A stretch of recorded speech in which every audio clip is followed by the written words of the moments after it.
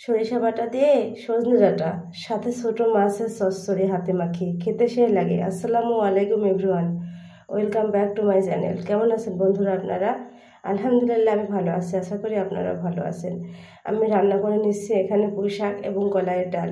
আমি এখানে পুঁই শাক এবং কলাইয়ের ডাল দিয়েছি, তারপর পেঁয়াজ রসুন কাঁচা ঝাল বাটা দিয়ে ফুটিয়ে তারপর ঢেলে তেল দিয়ে রান্না করে নিয়েছি। এরপর আমি এই তো আসলাম আমার আজকের রিভিউ সরিষা বাটা দিয়ে সজনে ডাঁটা, মানে এক কথায় পাঁচ মিশালি একটি সবজি তরকারি ছোটো মাছ দিয়ে আমি রান্না করে নিব। এই সবজিটি খেতে খুবই অসাধারণ লাগে, তাই আমি মনে করলাম আপনাদের সঙ্গে পুরোপুরি ভিডিওটি শেয়ার করি। এভাবে সজনে ডাঁটা না খেলে সজনে ডাঁটা খাওয়ার মজাটাই কখনো বোঝা যাবে না। আমি এখানে সবজিগুলোকে ভালো মতো পরিষ্কার করে ধুয়ে নিলাম, তারপরে তো আমি হাতে মাখিয়ে রান্না করে নিব।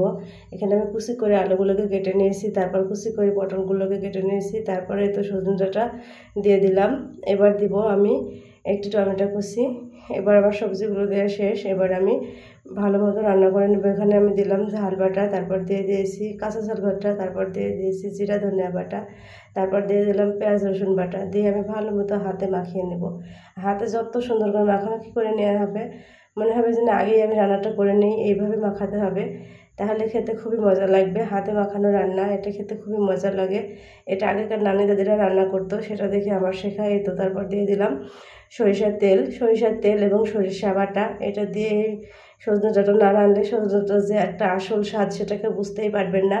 খুবই ভালো লাগে এই রান্নাটি খেতে, মানে অন্যরকম একটা অসাধারণ এই রান্নাটি।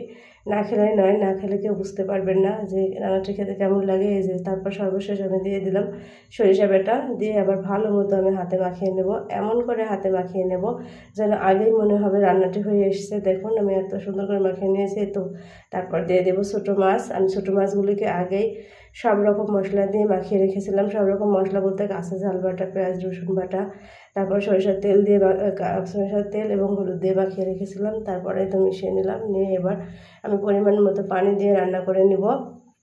এই রান্নাটি যত হাতে মাখিয়ে সুন্দর করে রান্না করা যাবে ততটাই ভালো লাগবে খেতে, মানে অতিশয় অসাধারণ লাগবে, ভালোই লাগবে খেতে। এভাবে হাতে মাখিয়ে রান্না খেতে খুবই ভালো লাগে।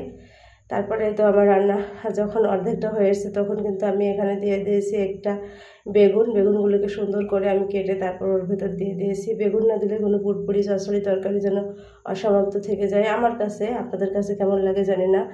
এই তো তারপর আমি ঢেকে দিলাম, দিয়ে আমার রান্নাটি করে নিলাম। দেখুন আমার রান্নার ফাইনাল লুক।